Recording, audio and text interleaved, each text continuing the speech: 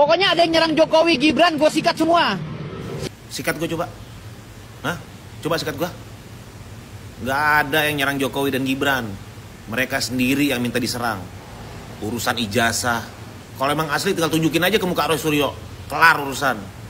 Belum lagi urusan 19 juta lapangan pekerjaan. Mana? Wajar aja kalau rakyat menagih janji. Bacot lo, tai. Firdaus lagi. Katanya Firdaus ini adalah ketua termul ya guys ya. Entah apa tujuan Firdaus ini sampai memberikan pembelaan yang begitu besar terhadap Mas Wapres dan juga Pak Mulyono dan siap menjadi benteng Pak Mulyono dan juga Gibran siapapun yang menyerang. Kurangnya orang-orang yang menyewa jasa Firdaus sebagai pengacara sehingga Firdaus ini beralih untuk menjadi ketua termul dan kerap kali nyinyir di media sosial. Siapapun yang mengkritisi Pak Jokowi dan juga Mas Gibran dianggapnya sebagai musuh dan mengancam balik si pengkritik. Dan semua ini membuat rakyat yang peka terhadap situasi, yang peka terhadap apa yang menjadi perilaku Pak Mulyono dan juga Gibran semakin semangat untuk bersuara dan bahkan sampai emak-emak juga bersuara. Firdaus ini dikatain anjing Mulyono. Aduh, ini parah. Nah, sahabat-sahabat, untuk itu baiknya langsung saja kita simak videonya seperti apa dan silahkan simak baik-baik. Pokoknya ada yang nyerang Jokowi, Gibran, gue sikat semua. Siapapun gue sikat, ya. Gak peduli gue. Ada yang nyerang Gibran, ya, dan Prabowo, ya, termasuk Pak Jokowi, gue sikat. Gak ada urusan. Wow, ngeri kali ancamannya bang. Gue salah satu orang yang sering nyerang Jokowi dan keluarganya. Lu mau apa? Mau sikat gue? Sikat. Nah, lu pikir gue takut sama lu? Enggak sama sekali ya. Ancaman lu gak ada artinya buat gue. Cuma dua hal yang gue takutin di dunia ini, Tuhan dan orang tua gue. Selebihnya gue gak pernah takut sama siapapun. Selama itu gue berdiri di atas nilai-nilai kebenaran dan keadilan. Lu sadar gak? Pakai logika lu ya, yang waras. Apa yang sudah dilakukan si Jokowi beserta keluarganya terhadap bangsa ini, terhadap rakyat ini. Jadi sangat wajar kalau si Jokowi mendapat serangan dari rakyatnya sendiri. Hah? Lu nggak usah pakai ngancem-ngancem ya. Gua ancaman mau dibunuh udah cukup sering bang. Dan itu pun nggak akan pernah bisa membungkam suara gua. Kenapa? Karena pada dasarnya semua manusia, semua makhluk hidup akan bertemu dengan kematian. Jadi nggak ada yang perlu gue takutin dari kematian. Paham lu? Tangkap yang telah melecehkan Polri. Tangkap teroris. Tangkap. Saya akan coba tanggapi ya video ya anjing peliharaannya Jokowi ya. Dia lapar toh, teriak-teriak toh. Tangkap orang yang melecehkan Kapolri. Tangkap teroris.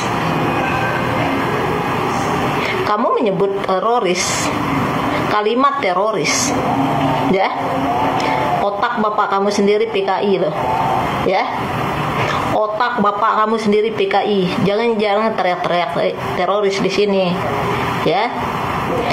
Kalau bapak kamu punya darah haram PKI, nggak usah teriak-teriak teroris ya. Nggak ada manusia paling bejat jual mulut di media. Kasihan banget ya. Malah jadi anjing kamu ya. Apa kelaparan ya. Ini kok ada pengacaranya Jokowi ya, kayak binatang lapar aja kamu ya. Apa nggak ada cara lain kamu bicara ya? Yang teroris itu siapa? Dia merugikan apa? Arti teroris itu apa? Kelompok PKI kamu itu loh ya, yang memberontak ya, yang menjadi pembunuh di negara ini. Jadi jangan teriak-teriak teroris kamu, ya. Jangan jadi asu kamu di sini, teriak-teriak teroris. Otak bapak kamu sendiri PKI, pembunuh, pemberontak di negara ini, ya. Sampai detik ini otak bapak kalian belum diakui oleh Pancasila. Jadi jangan teriak-teriak teroris kamu.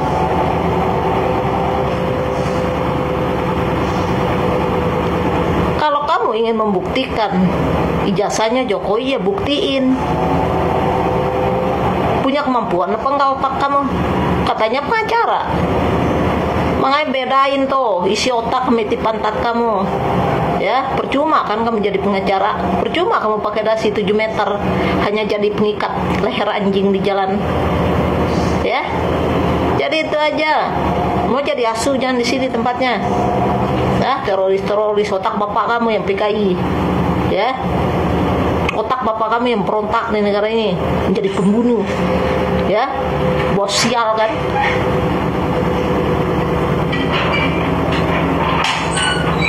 Buktiin dengan secara real. Ngapain lu teriak-teriak kayak anjing lapar seperti itu? Anak PKI kok teriak-teriak teroris. Jangan terlalu biadab kamu di sini.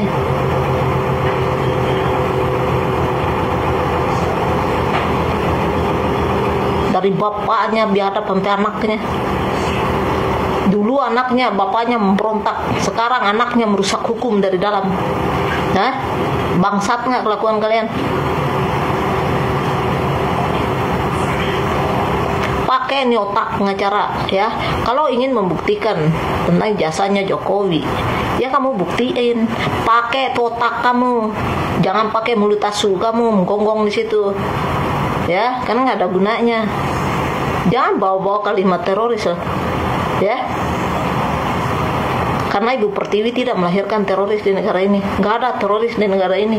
Jangan ada otak bapak kamu PKI yang memberontak di negara ini.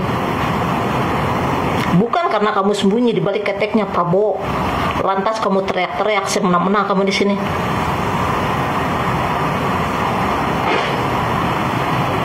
Mau jadi anjing jangan di sini tempatnya. Ya. Karena ada cara kamu bicara. Kamu sebagai pengacara.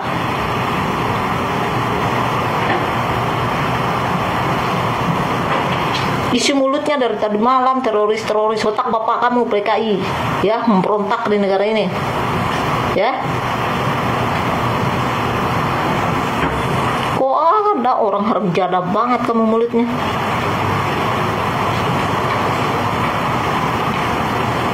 Gaya komunis kamu tuh jangan dibawa ke sini ya. Gaya PKI kamu jangan bawa ke sini. Karena bukan mereka yang kamu hadapi. Apa kami akan diam saja?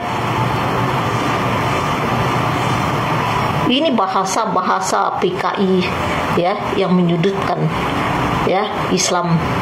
Itu sudah ada di sama Belanda itu. Itu kalimat ini datang dari Prancis, dari Belanda sana. Ya. Ini dipakai tuh sama anak keturunan PKI di Indonesia. Sama dengan kalimat kadrun. Kalimat kadrun itu kalimat dari Belanda. Ya, sekarang dipakai sama otak para anjing-anjing PKI pendukungnya Jokowi.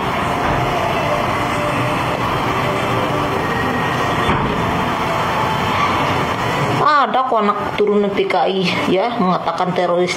Otak bapak kamu yang teroris. Ya, jadi itu aja. Mau bajingan kamu jangan di sini tempatnya. Haram jada amat kamu. Teriak-teriak teroris. Darah haram bapak kamu itu yang teroris. Sebetulnya komunikator politik Pak Jokowi itu dangkal semua tuh, sehingga orang menganggap bahwa kalian ini basar-basar Pak Jokowi atau termul dalam bahasa yang neologistik sebenarnya. Neologis artinya temuan baru istilah itu, melihat bahwa akhirnya Pak Jokowi dikelilingi oleh mereka yang tidak bermutu.